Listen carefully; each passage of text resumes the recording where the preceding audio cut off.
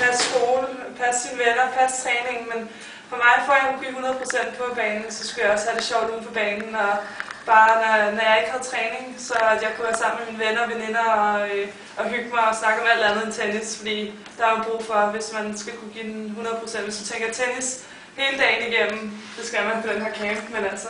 Nej, det er faktisk meget, meget vigtigt, fordi det er en af de ting, som Caroline er ekstremt god til, som er meget svært også, når I bliver bedre.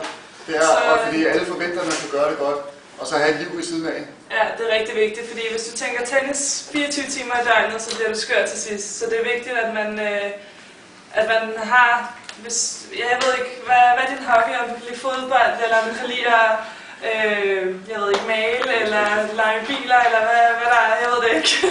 Samle frimærker.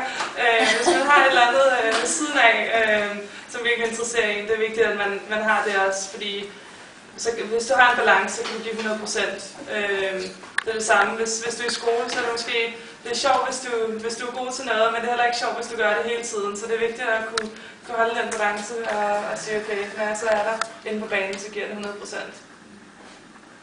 Men det var sjovt i dag på akademi, eller det var hårdt arbejde? Sjovt og hårdt.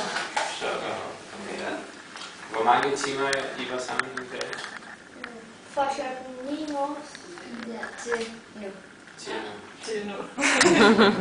Så det var træning, vi har spist, og... Hvad har I lavet det? Fysisk og lege lidt, snakke sammen. Og så har vi lavet sådan noget korteleje, hvor Elia viste nogle tryllekunstner. Så I kan godt se, at det var hårdt, men stadigvæk det var sjovt. Og det er faktisk mange timer, vi var sammen, men stadigvæk det var sjovt, ja? Så alting det er muligt. Så I skal tænke den vej. Fint. Så vi ses i morgen 5 o'clock. Ja, tomorrow morning 5 o'clock jogging. Far på arbejde, vi er ude og... Det minder bare om Thailand. Jeg var på træningslejr, så jeg skal lige ud her. Jeg var til Thailand og træningslejr, og Jakob var med, og hans far og mor og søster, og mine forældre, og min bror, og min fysiske træner. Og som min far plejer at lave lidt sjov med, at vi skal ud og løbe kl. 6 om morgenen. Jeg er ikke et morgenmenneske, selvom man ofte som tennisspiller skal stå på banen enten kl. 8 eller 9 om morgenen. Men den her gang var det ekstra tidligt. Vi havde sagt til hele familien Melskens, at vi skulle ud og løbe kl.